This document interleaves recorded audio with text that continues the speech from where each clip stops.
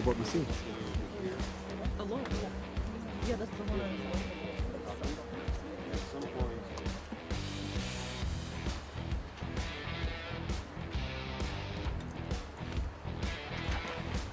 When you turn around, you didn't take the time to realize that they're not there anymore. And you call them right away. Okay?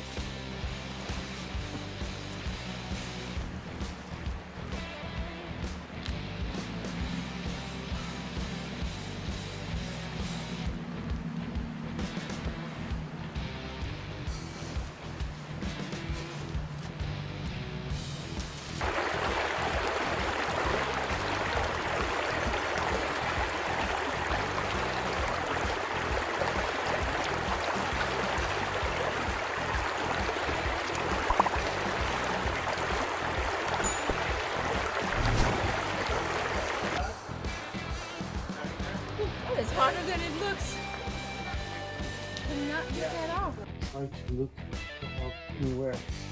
Maybe the better down. Okay, so you can raise your head and look in the kitchen to see the staircase that goes to the bedroom. Okay? That's great. With a lot of like these lots, yes.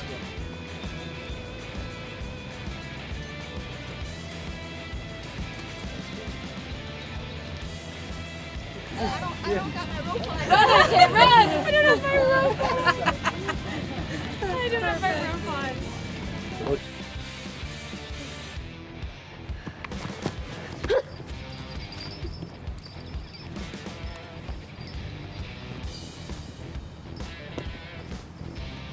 Good. Cutting there, cutting. Don't feel. Yeah, don't feel thirsty. Let's finish the one.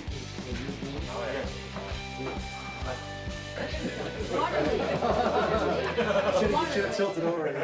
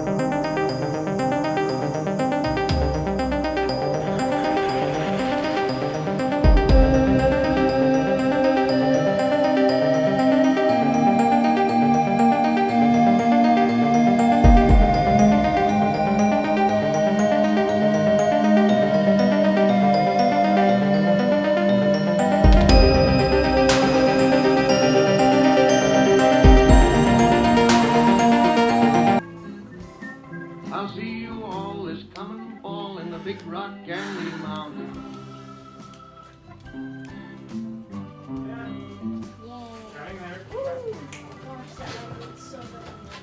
And oh my god. Hello, hi Stephanie. Hi Allie. Nice to meet you. Yeah. Nice to meet you too. That's not me no more. Then why you so mad? You know you loved it. What's your plan? Huh? I know you. You ain't got no plan. You might as well give him to me. And action.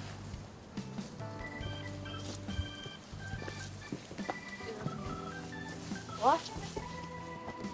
What? What did you say? I didn't say anything.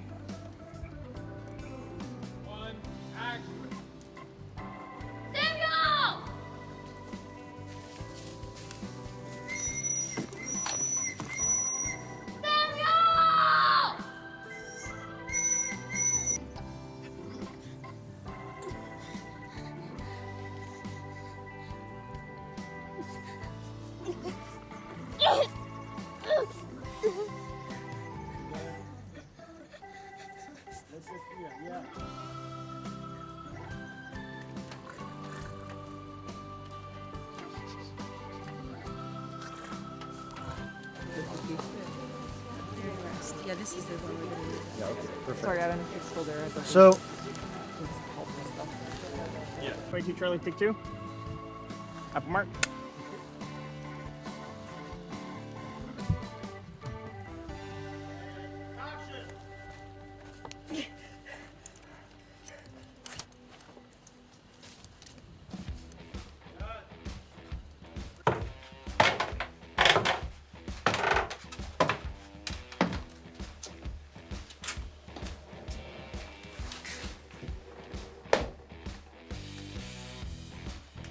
then when it comes towards you, more fear. Like when you turn, like big surprise. You never saw anyone than your brother and your mom.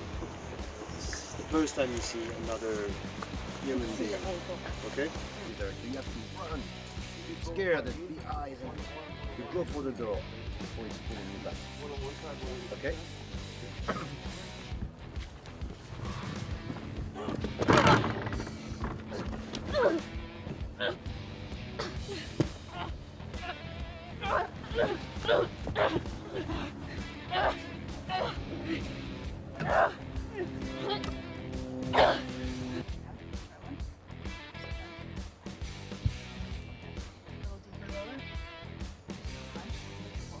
Yeah, that's good. But let's do first the face. Ready and action.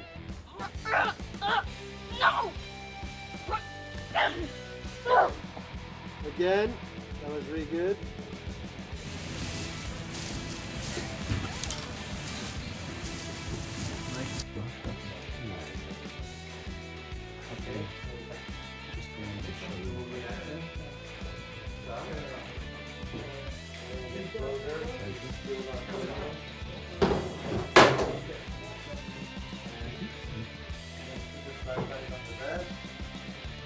Grab your hand.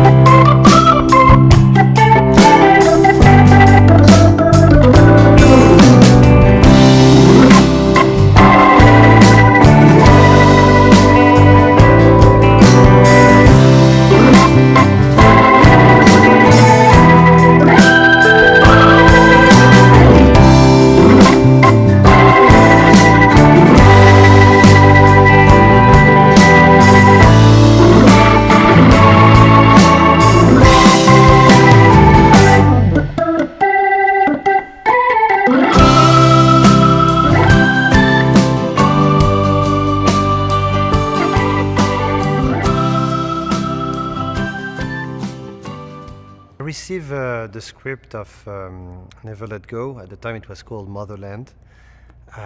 I think it was 2 years ago, or a year and a half ago. And I remember reading it and kind of feeling a different type of fear than the usual fear I can find in other scripts. Something that was a little deeper, a little more unsettling, a little bit more echoing with a deeper theme. Parenthood, the relation that you can have with your parents, what are you going to let behind to your kids, the trauma, the generational trauma that goes from you to your children. And a lot of things that were in fact echoing a fear that I felt as a father, more than just by reading or watching movies, something that was very kind of unique and strong. But what really got me right away falling in love with the project was that very singular and unique approach of a modern story through the code of the classic fairy tale. It's really about a situation, like a unique situation. It's about this woman who lives in the middle of the forest in a house with her two twin boys, fraternal twins. And it's really about the situation of the world around that's been destroyed and that doesn't exist anymore. Some evil supernatural forces like destroy everything, and they're living inside, and as long as they stay inside the house, they're safe. If they stay connected to the house with the rope around them, when they go out in the forest, they're safe. But there is something around them. And it's really about those two kids looking at their mom and what she's like teaching them, and one believing everything she says, and the other one kind of starting questioning, to the point of, is it real? Is that evil force real? Is the world outside still there?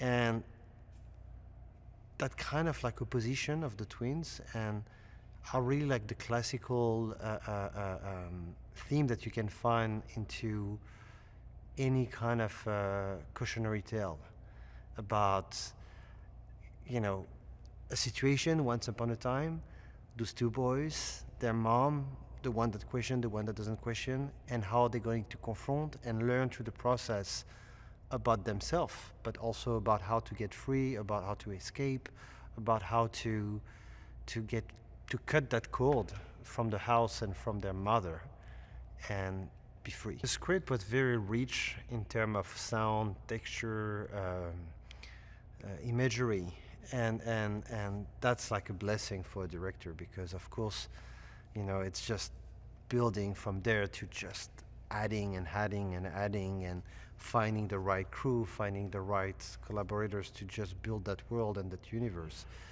But it was also for me a different approach of filmmaking, something very different from everything I've done before.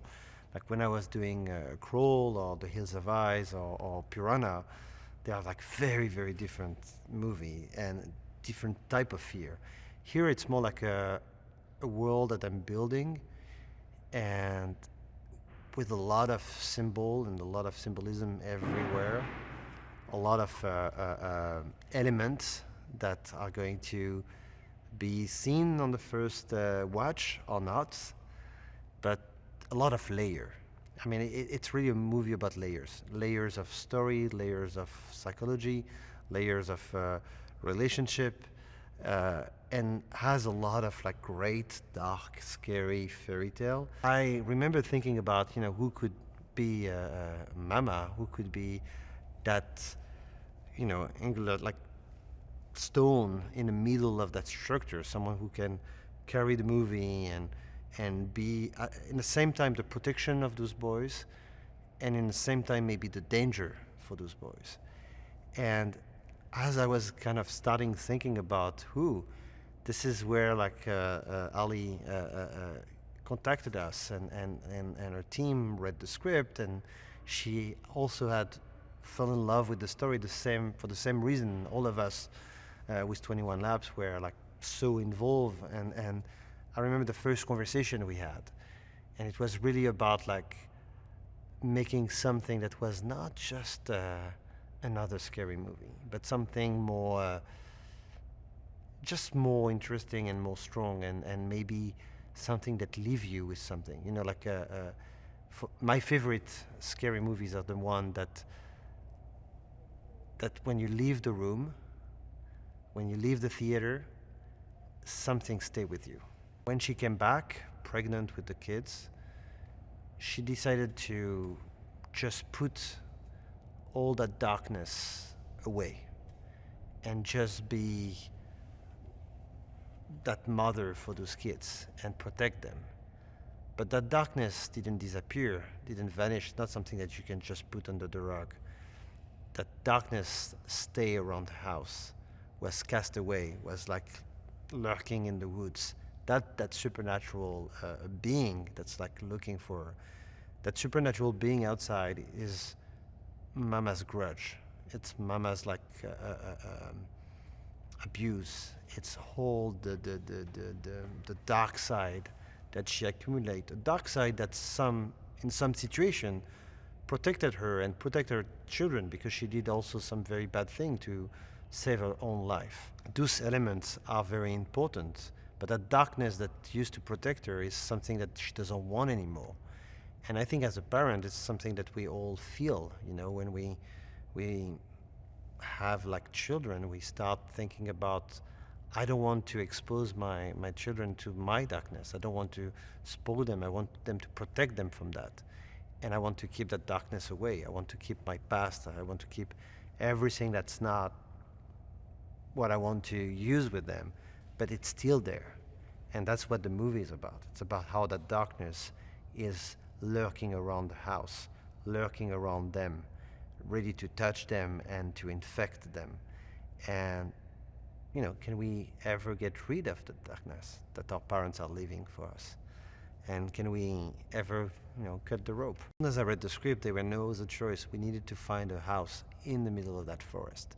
We needed to see, every time you look by the window, we needed to see the element around, because everything is tied together. There is no electricity, so all the light comes from outside. So every time I look through, you know, the kitchen window or the living room window or the dining room window, I want to see the forest, because the forest is that scary element.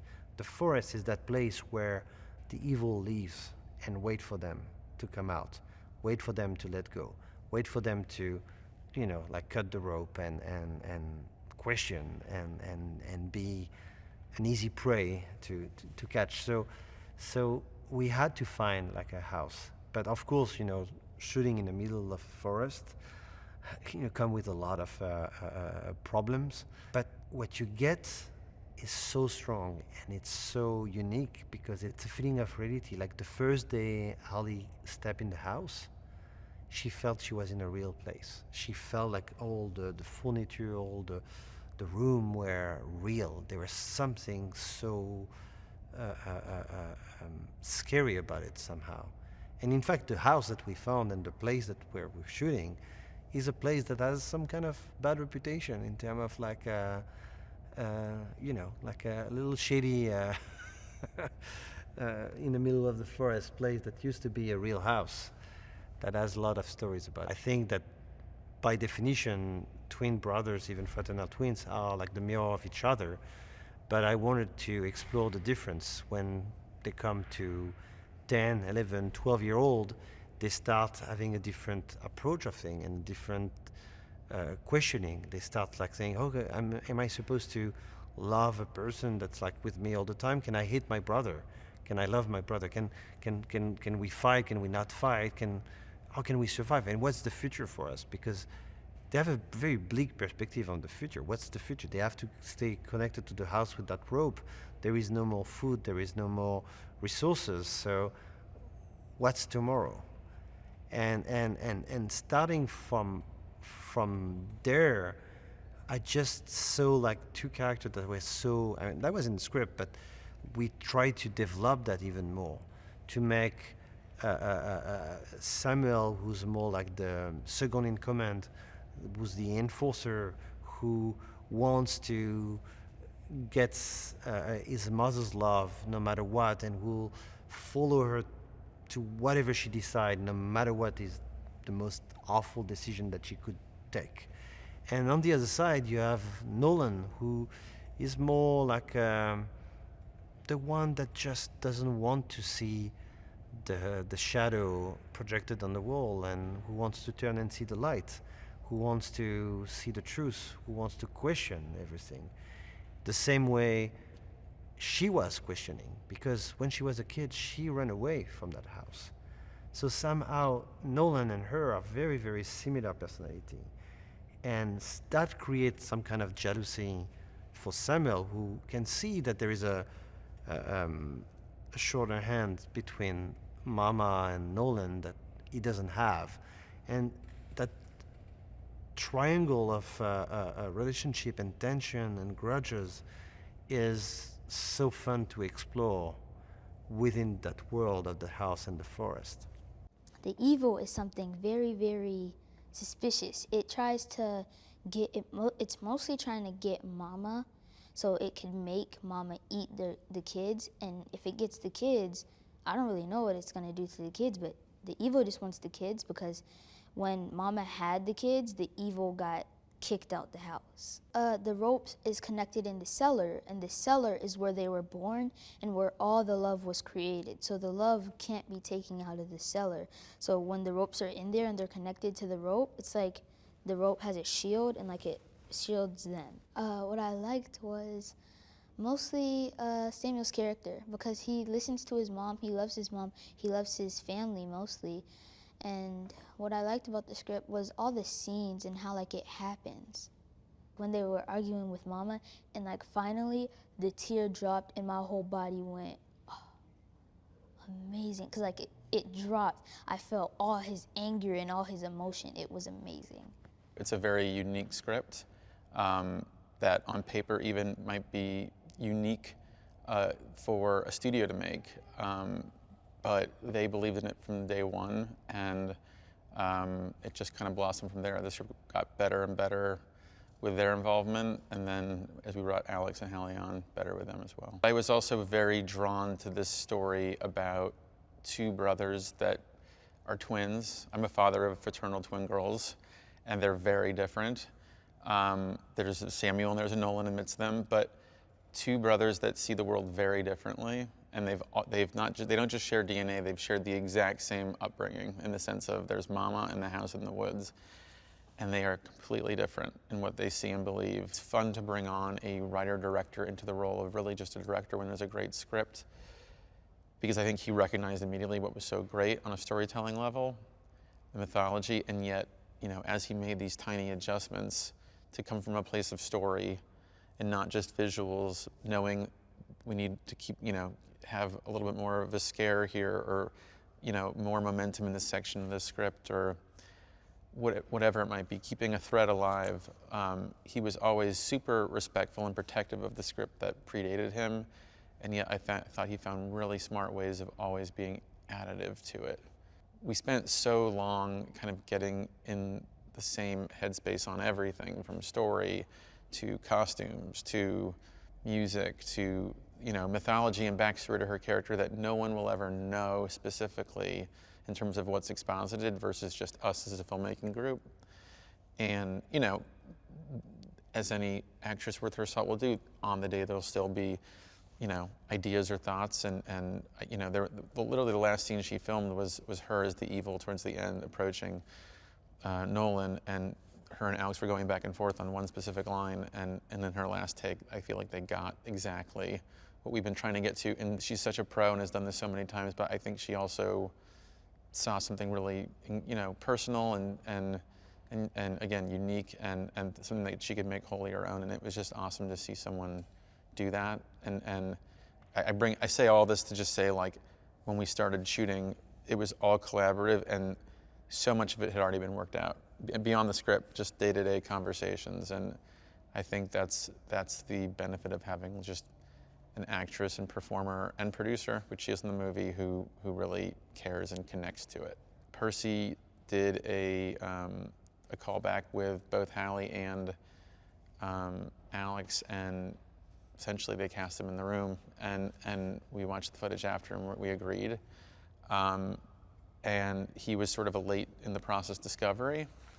And whereas AJ is someone who we had been looking at, and we had kept bringing him back, and he had been in the mix.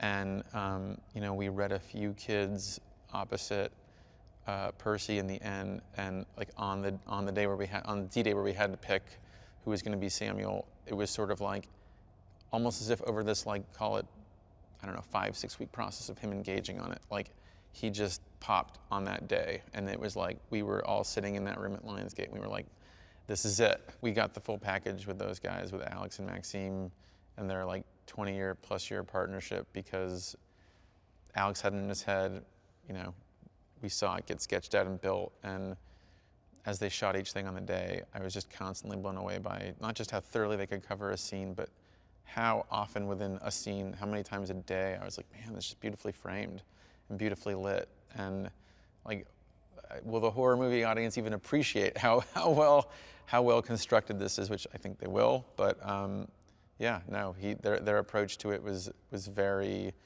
I think, tonally in line with what was in the script, and I think showcased them and the world around it. You know, these dynamics are pretty universal and are sort of an access point into a very, very unique setting and rule system.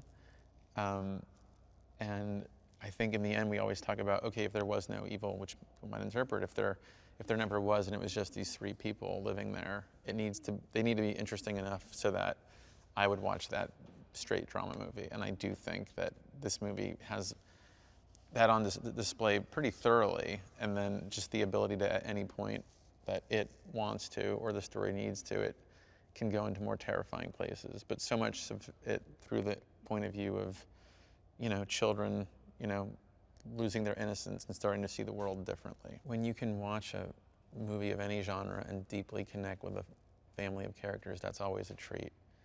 And I think that they're going to get to have that experience and then get brought to a place of just absolute terrifying scares, and feel like they've gotten to see a great horror movie, but that still has profound messaging and backing and operating in a real sort of classic coming-of-age way. Well, I have always loved this genre, especially this level of horror, let's just say. Like The Others was one of my all-time favorite movies in this genre.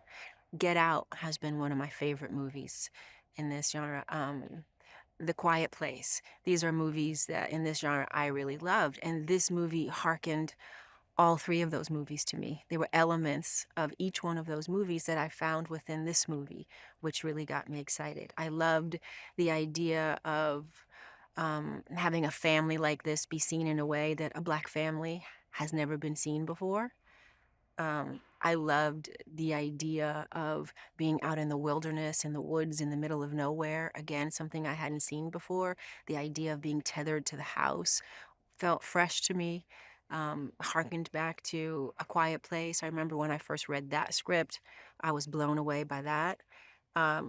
So it had many elements that really excite me. And playing a mother again, but a different kind of mother than I've ever played, also really interested me. Mama is very complicated. I mean, I think most characters are, most people are, but her complication runs really deep. She is a fierce mama bear, in one sense, and she's trying to take care of her children the best way she can, but she's also trying to hold on to her sanity at the same time, right? And because of that, she's forced to make decisions and do things that don't always feel very motherly, but they are what she needs to do to survive and to ultimately take care of her children. She's tortured, you know. I think she herself wonders if this evil that's surrounding her is real. Is she a bit schizophrenic? Is it really real? Is she making it up? Is she really doing the right things by these kids, keeping them sequestered here? Because technically what she's doing is, you know, she's torturing them too.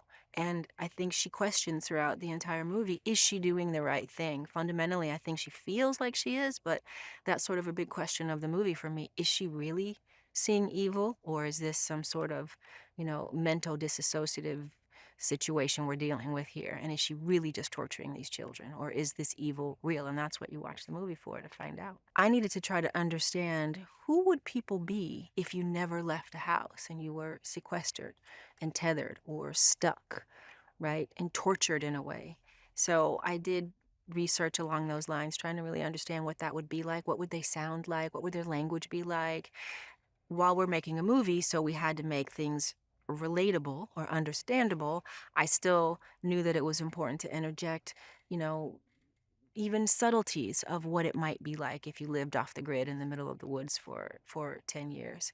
And also, I studied schizophrenia because I feel like, mama is not quite mentally sound, and I think whether she's suffering from schizophrenia or some dissociative personality disorder, after 10 years being in the middle of nowhere, only talking to two babies who then grow to be 4, 5, 6, 7, 8, 9, like, you're pretty limited in your ability to express yourself and to function. And so how does that affect a normally functioning person? If she were so, how would that affect her? How would that change her? Right? So I tried to, dig down as many avenues as I could to sort of bring a reality to who I think this woman might be, and then discover how that sat down in my body. AJ had to do the real work of acting in many ways and find this character. I had to do that for Mama. I don't carry Mama in my body.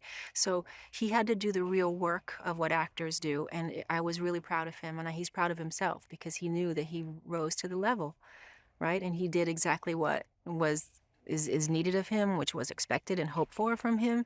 He's worked hard at it. He's taken it seriously.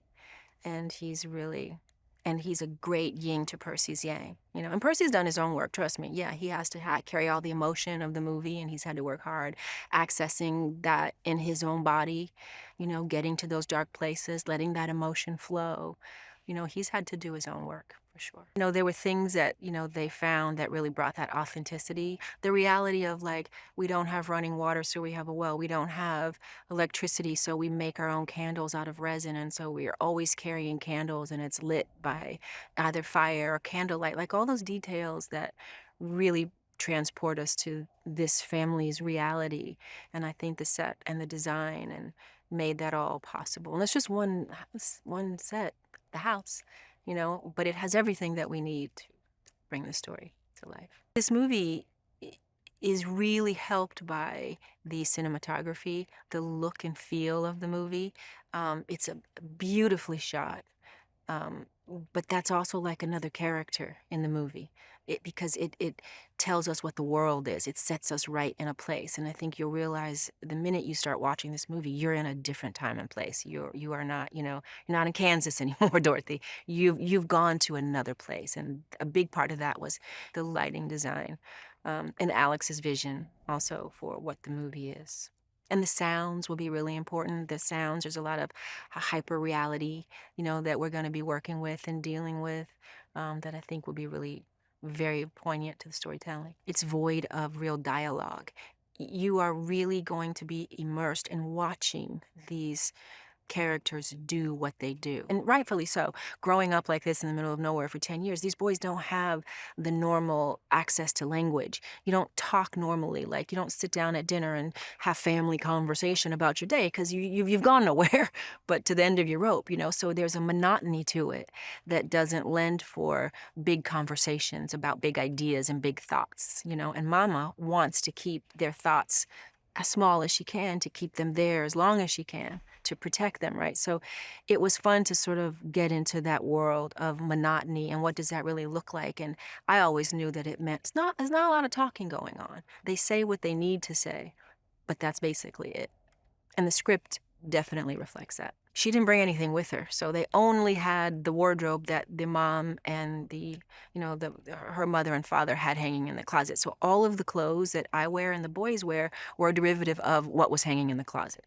And so we tried as much as we could to stay true to that and just set with our costume designer, just set what those clothes would be, and then let's make outfits for everybody. And let's ask ourselves, how would Mama mend their pants? How would she make, long pants for adults you know, smaller to fit them. Like, what were her baby clothes like? Like, what did she wrap them in? And, you know, how many things are gone now because she's used them from 2, 3, 4, 5, 6, 7, 8, you know, now that they're 10, like, what's left? All of those, you know, conversations were had, and we tried to be as authentic as we could while keeping the boys safe. It was a really good day to work with 𝗗𝗏𝗧, and I thought he was uh, spot on for Papa.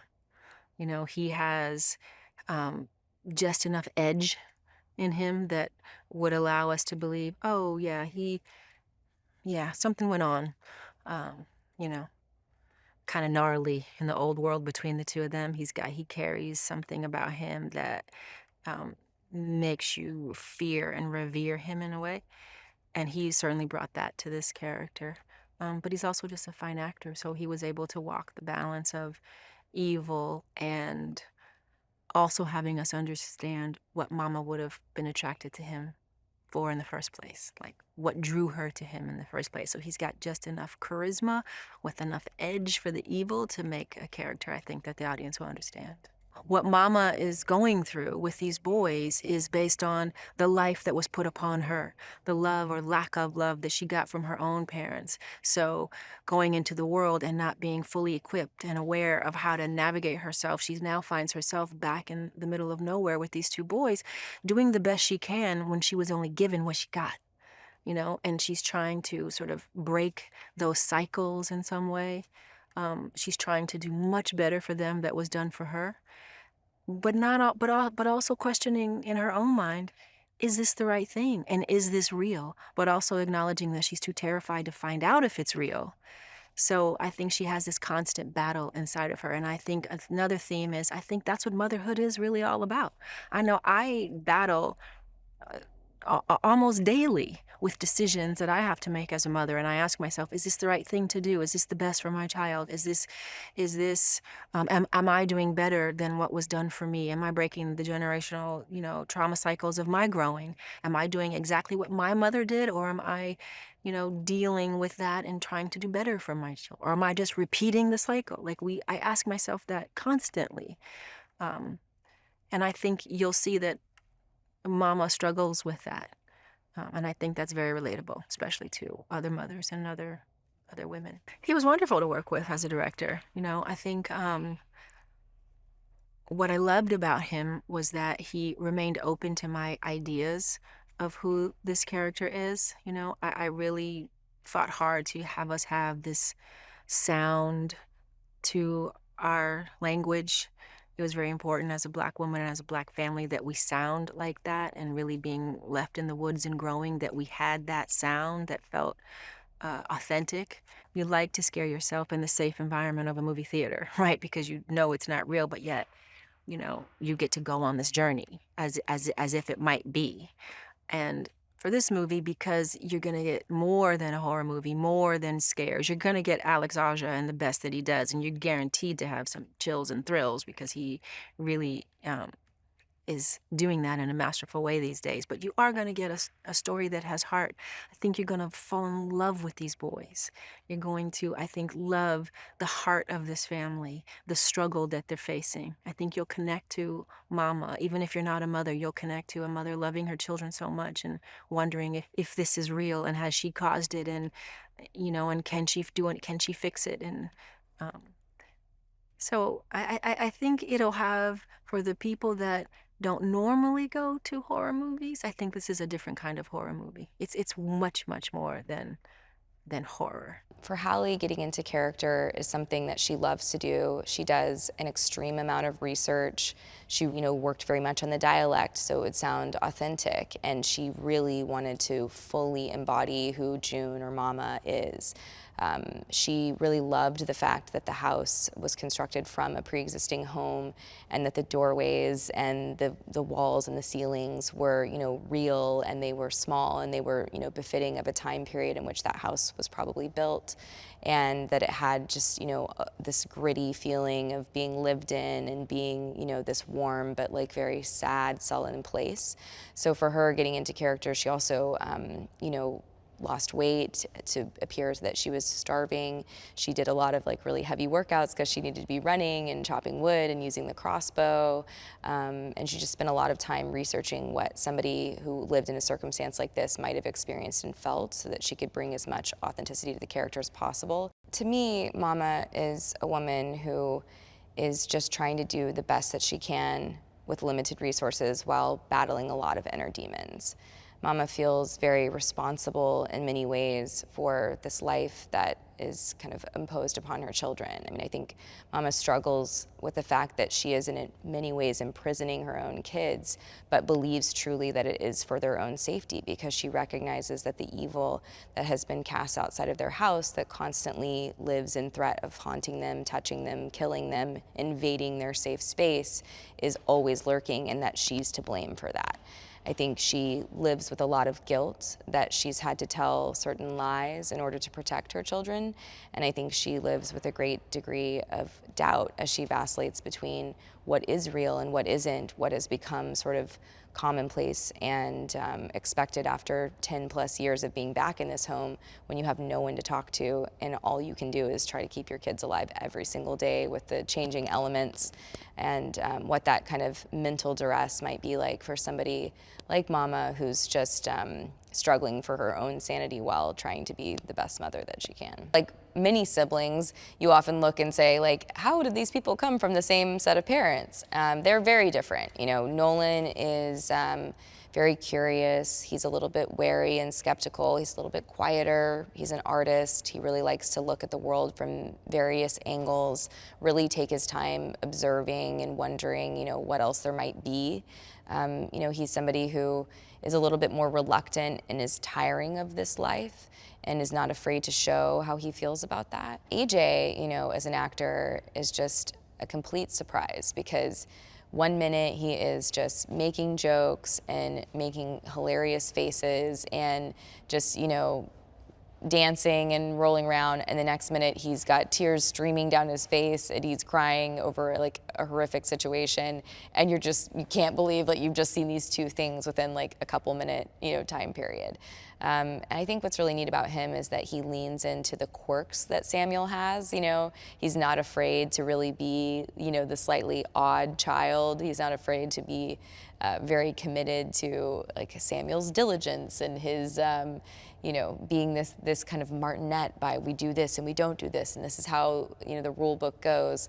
I love watching him perform that character, you know, to a T, and still be able to just like snap out of it and run outside and make everybody laugh. I was just incredibly impressed at what Jeremy and Victoria were able to do with our home and with our sets and our locations, and to make them feel so alive, so tangible, so palpable. It was just created such a visceral response being in that house and watching it come to life at their hands. I think that watching Jeremy work with Alex and Maxime, as you mentioned, like even like the wallpaper choices, and especially the way that they would frame these shots. We have this beautiful shot of Mama leaving the house with the candle, you know, at the first light of dawn, and she has the candle at one point in her left hand, and the way that the flame bleeds up against the wallpaper, and this sort of contrast of the blue light of the exterior coming in and that kind of haunting feeling against this warmth of this woman sort of holding the sanctity of her home right before she crosses the threshold is so captivating. And then she switches her candle to her right hand and walks outside, and the world changes from there. But in that precious moment, we feel like this warmth of this home. We feel the peace of this home that she's created, and yet we know she's struggling with so much. So I don't think that would have been possible without, you know, Jeremy and Victoria and Maxime, you know, working seamlessly.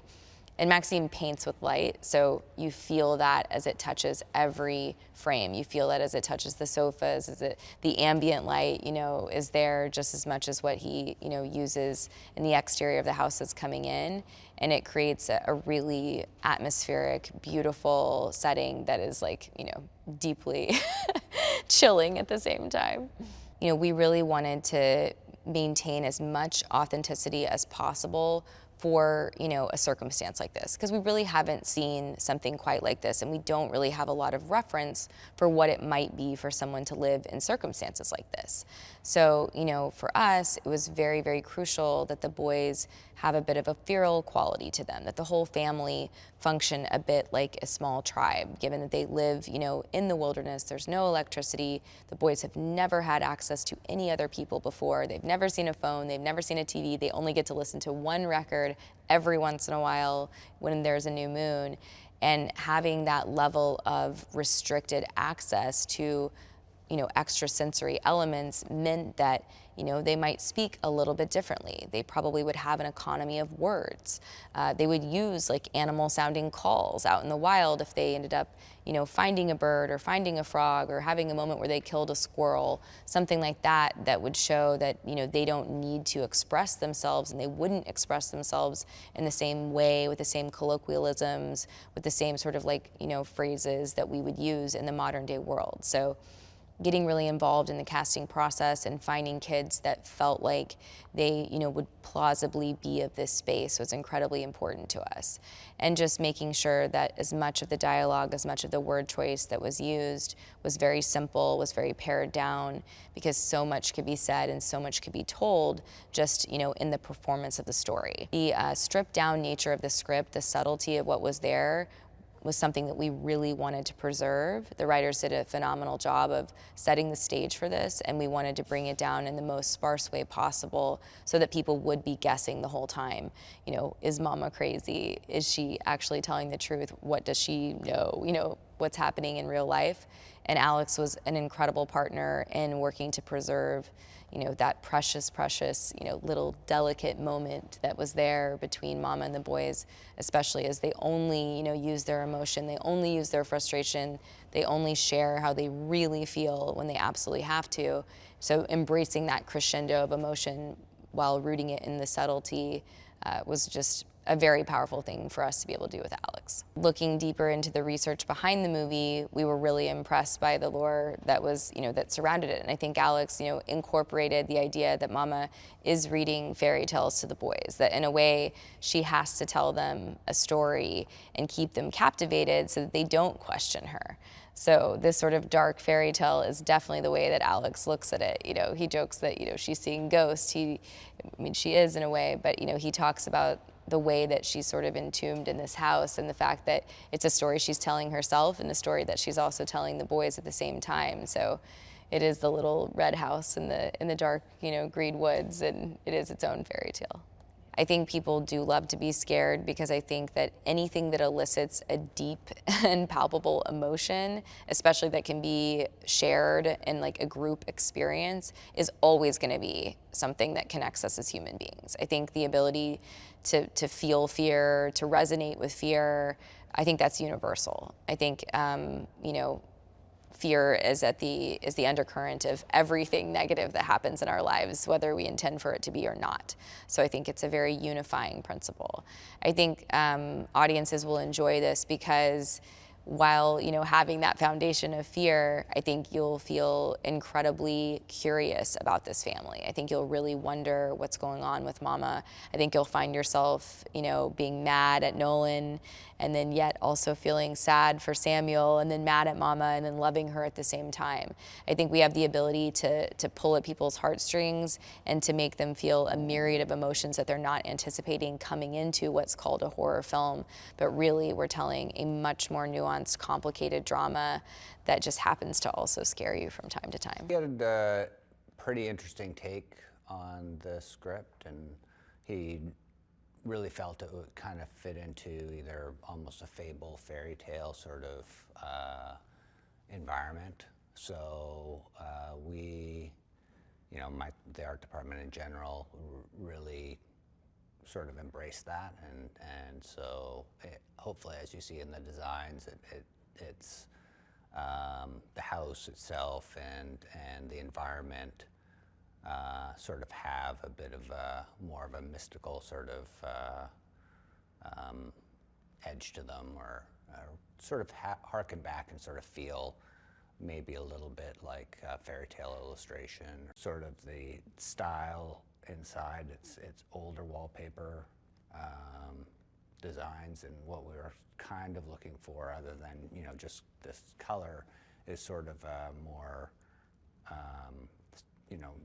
serpentile sort of snake-like features, which I kind of wanted to bring in as sort of a little sort of hidden or not so hidden sort of element that sort of ran through the film. Evil itself sort of takes the form of sort of a snake, and I know.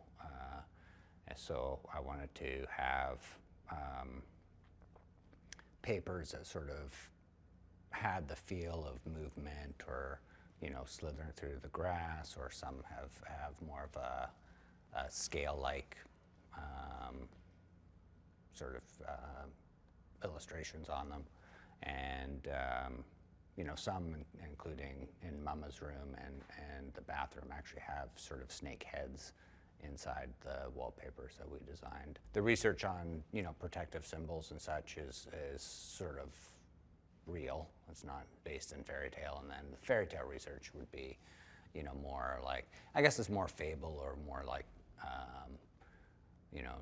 stories from that have been like Grimm's fairy tales or what have you, that really, it was fun to go in and see some, some illustrations are actually used as props in the show, but to look at the illustrations, broad amount of different illustrators, and sort of not go too far down the hole, the rabbit hole of what that would be. It still needed to feel like it was real in some sense, but to definitely have elements of that sort of illustrations in the sets themselves. Nolan, we had as doing drawings all the time, so his space has sort of a lot of charcoal drawings that one of our illustrators did.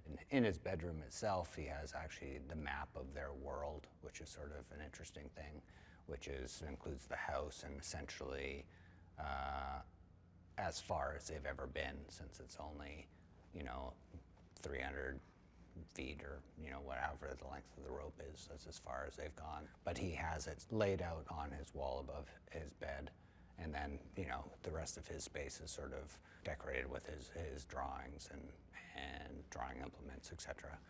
And Samuel is much more of an organizer or classifier sort of personality, so he's collecting elements and bones and feathers and whatever, and has placed them in a fairly organizational fashion on his side of the room. Really, one of the main reasons we picked that spot is the woods and its relationship. I know even on the last on Horns that I had worked with Alex on previously, we had a forest where we built a tree house, and it was heavy moss as well.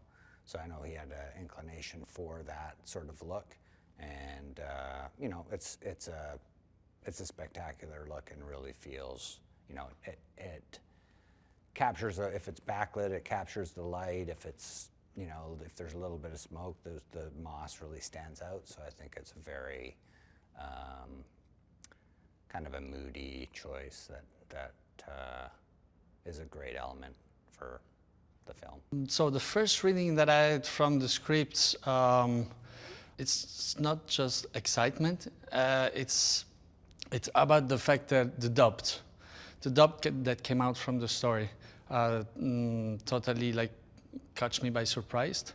We also, because we are now living a period very uncertain for many reasons, like politically reasons, so the life became pretty difficult through COVID, and again, politics, if I may repeat myself, and facing now that doubt inside a family between two brothers and a mother, and being unable, while reading pages by pages, to understand who's right and who's wrong, puts you in a situation where you're reflecting about your own decision, about what is happening every day, where every single word from someone else can make your point of view radically change.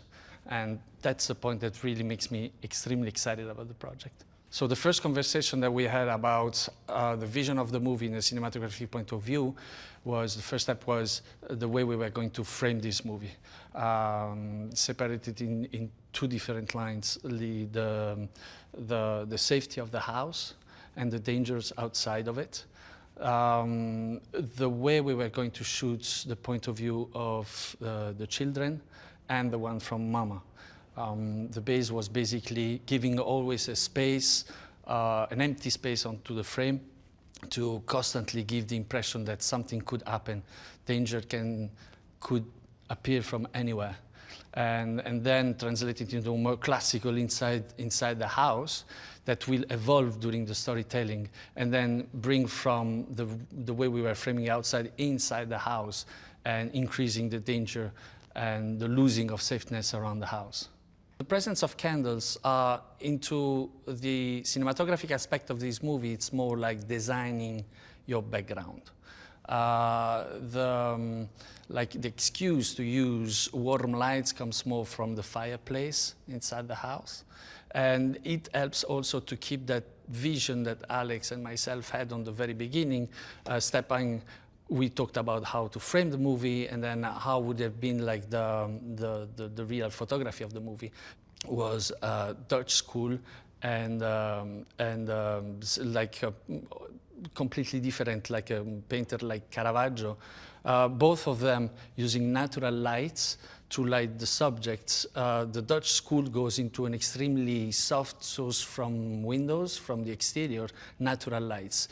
Caravaggio was much more contrasty and much more violent, a perfect example when you're shooting horror. And then that transition in between daylights and night lights would be the key. Dutch school by day is swapping into Caravaggio styles by night, and much more contrasty, much more scary. It is relatively complicated to shoot a beautiful forest. A beautiful forest, because you see it by eye, it has its own dimension and the perspective. When you're trying to shoot a forest into a camera, it's often absolutely flat. So you're creating that dimension, helping by lights. So choosing the right time of the day where sun will hit the woods on the side lights, and and to these also a lot of we call it like a smoke effects in order to enhance the shape of lights, and this gives also the right perspective to the forest. The approach of Alex for every character is more into a human point of view, something more about introducing the character into then maybe sensibility and the real human character, in order for the audience to understand him, not loving him or hating him. It's more like an introduction, but in the most human point of view as possible, and that enhance the degradation into the storytelling of an horror movie, which is the pain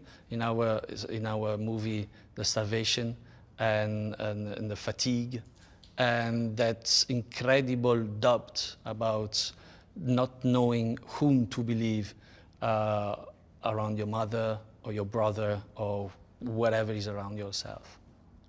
I've had one of my best experiences as a cinematographer so far, and I don't think it's going to happen again soon, which was shooting with one of the most beautiful actresses I know, and having her pushing me to shooting her into what she's really going through. I would have done everything to respect that beauty. Prosthetics were so efficient and so well prepped by Alex that you didn't need it to enhance it. Basically, you have that skin pads on the necks, or the heavy makeup on the grandma.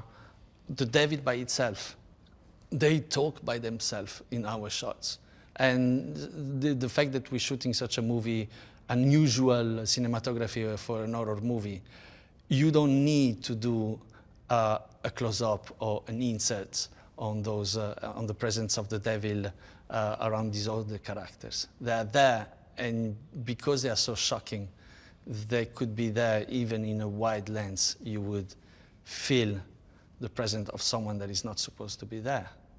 I think that people will be really excited about this movie for that sensation about doubt. The fact that as soon as the story begins, you will asking yourself who's right, who's wrong, and you're gonna go up and down a roller coaster for all the story.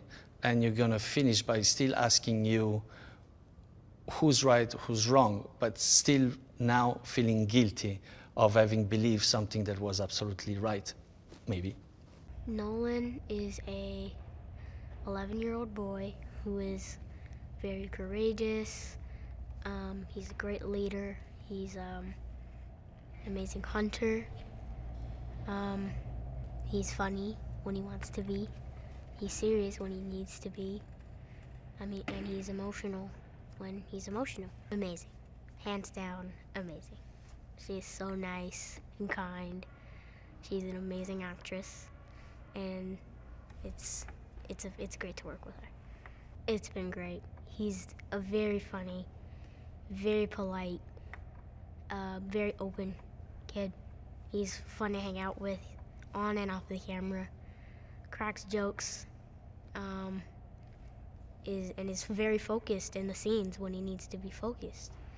He's amazing. He's really awesome.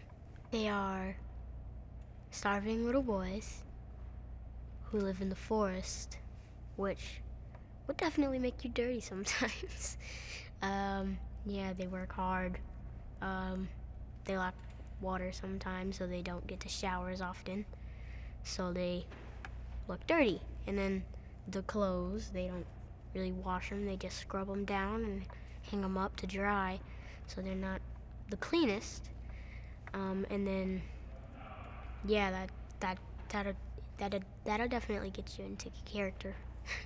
I really love doing the stunts, and I like that thrill of like doing like whatever I need to do. Yeah, it's really fun. We got to go to the stunt's house to practice, which was awesome. We got to talk about it, and we made sure, while making the scene look so real, to make sure that we were safe, which was also a challenge, which was also fun. So I think that may be my favorite part as well. In this scene, the boys are thinking about, well, Nolan is thinking about leaving the house because he's starting to believe that Mama is faking it, that what she's saying is not real, and that we should go out, let go of the rope, and go find some food and figure things out in a better way. And Samuel doesn't want that to happen. He wants to keep it how it is, which is also very definite characteristics. Samuel's the believer and Nolan is the challenger, so definitely an important scene in the movie. And funny story about that scene, me and Samuel, we came up with that scene during improv. So we were improvising for preparation, and we ended up building and improving the scene as we go, and it's a part of the movie now. The rope keeps the family tied together and to the house and to each other. So if they ever, and they also have like whistles, like as alarms, like somebody's off the rope or something bad just happened. But they have that, and the rope, it keeps them connected to the love of the house, which then keeps them safe from the evil as they step away from the holy space. He has a great eye for movies in this genre. He knows, he's had a lot of experience, so he knows what it should look like, and he's great with frames and with tips on how to make the thing look creepy, or how to make it seem scary, or he always has different tips to make you like get better in the situation. And he also has an amazing eye for the shots and what they're supposed to look like. He's an overall great director, one that you really would like to see in multiple different places. Yeah, I was definitely scared. Definitely scared. I was very scared when I first read it. I was scared, I was disturbed, I was emotional. I was feeling a wave of different things that I yet have not experienced reading a script before. And I love that. So this was definitely a once-in-a-lifetime experience for me, and I enjoyed every second of it. Thanks for watching. Make sure to like and comment on the video if you enjoyed it. Subscribe to the channel and hit the notification bell to be notified when new videos are released.